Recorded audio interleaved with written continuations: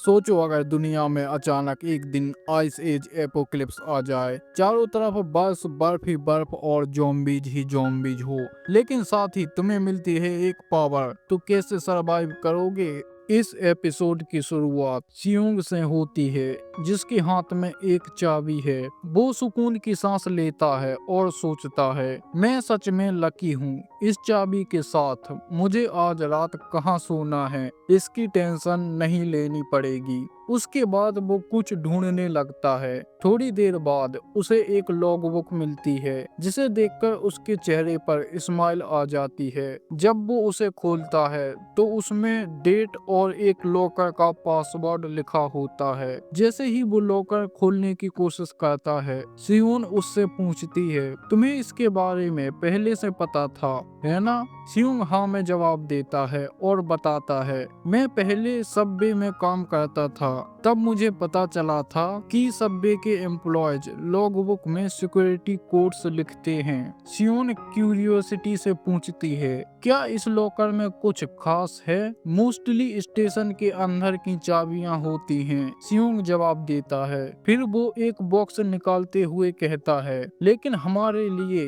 ये चीज जरूरी है। बॉक्स में एक गैस गन होती है, सियोंग बताता है। सबवे स्टेशन के स्टोरेज में हमेशा फायर आर्म्स होते हैं। सियोन हैरान होकर पूछती है, लेकिन सबवे में ऐसी चीजें क्यों रखते हैं? सियोंग समझाता है, सबवे स्टाफ हर सुबह कैश कलेक्ट करते हैं। ये वीपन्स रॉबरी या अटैक के लिए तैयार रहने के लिए होते हैं। वो गन सियोन को देता है। नहीं, इसे तुम ही रखो, सियोन मना करती है। मैंने कभी गन को हाथ भी नहीं लगाया है और मुझे नहीं लगता कि जरूरत पड़ने पर मैं इसका यूज कर पाऊंगी। सियोंग एग्री करता है। फिर वो सियोन को एक और चाबी दिखाता है और इस्तेमाल करते हुए कहता है, मुझे ये भी मिली है। सियोन पूछती है, ये किस लिए है? सियोंग कहता है, मुझे लगता है ये स्टाफ रूम की है। तो सियोन तुरंत कहती है, चलो इसे खोलते हैं। जब वो स्टाफ रूम का गेट खोलते हैं तो अंदर काफी गंदगी होती है। तभी उनकी नजर एक इंसान पर पड़ती है, जिसे देखकर वो शॉक्ड हो जाते हैं।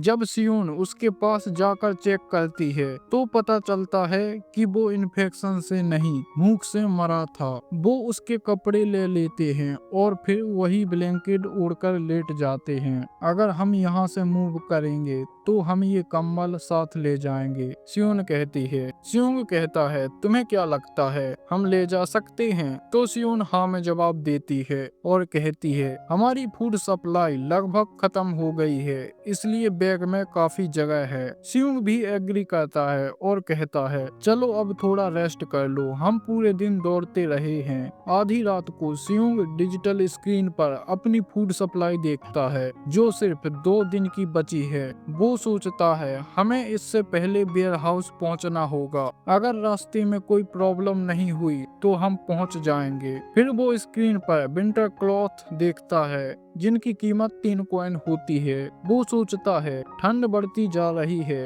अंडरग्राउंड रहना सही है, लेकिन कभी तो हमें सरफेस पर जाना होगा। उसे लगता है कि अगर हालात ऐसे ही रहे तो ऊपर और भी जगह एक्सप्लोर करनी पड़ेगी। वो सोचता है, मैं अभी अपने और सियोन के लिए 2 सेट्स अफोर्ड कर सकता हूँ। मुझे क्या करना चाहिए, मैं डिसाइड नहीं कर पा रहा। अभी के लिए रुकता हूँ, बाद में सोचेंगे। तभी उसे एक अपडेट आता है। वो उसे चेक करता है और सोचता है, अगर मैं इसका सही यूज करूं। और इसी के साथ सीन शिफ्ट होता है। नेक्स्ट डे सियोंग सियोन को नींद से उठाता है। वो जल्दी से रेडी होते हैं और वहां से निकलते हैं। जब वो सबवे ट्रैक से आगे बढ़ रहे होते हैं तो उन्हें रास्ते में कुछ व्हीकल्स पड़े मिलते हैं, जो रास्ता ब्लॉक कर रहे होते हैं। सियोंग को लगता है कि इन्हें किसी ने जानबूझकर यहाँ रखा है। तो सियोन एक व्हीकल पर चढ़कर दूसरी साइड देखती है तो उसके होश उड़ जाते हैं, क्योंकि वहां पर हंड्रेड्स ऑफ ज़ॉम्बीज होते हैं। जब वो सियोंग को बताती है तो सियोंग कहता है, ठीक है, तो दूसरी साइड से ट्राई करते हैं। लेकिन सियोन बताती है यही एक सबवे लाइन है जो हमारी डेस्टिनेशन तक जाती है। सियोन कहता है तो अब लास्ट ऑप्शन है सरफेस, लेकिन बाहर की हवा बहुत ब्रूटल है। सियोन कहती है, सियोन कहता है ये हिचकिचाने का टाइम नहीं है। अगर हम अभी बाहर नहीं निकले तो विंड और भी स्ट्रॉन्ग होगी। सियोन कहती है और हमारी स्मेल भी ज़ॉम्बीज पकड़ सकते हैं। हमें कोई ऐसा रास्ता ढूंढना होगा जिससे हम अपनी सेंट छिपा सके। सियोन कहता है लेकिन कैसे, हम नहा भी नहीं सकते हैं। चलो कुछ यूजफुल चीज देखते हैं, शायद हमने कुछ मिस कर दिया हो। जैसे ही सियोन आगे बढ़ने लगती है, सियोन डिजिटल स्क्रीन पर एक स्पेशल आइटम देखता है जिसका डिस्क्रिप्शन इस तरह है। ये स्कैनर उन हिडन आइटम को खरीदने की परमिशन देता है जो शॉप में लिस्ट नहीं होते। अगर आइटम लिस्ट में नहीं है तो स्कैनर यूज नहीं होता, लेकिन अगर आइटम लिस्ट में है तो स्कैनर कंज्यूम हो जाता है, चाहे आइटम खरीदा गया हो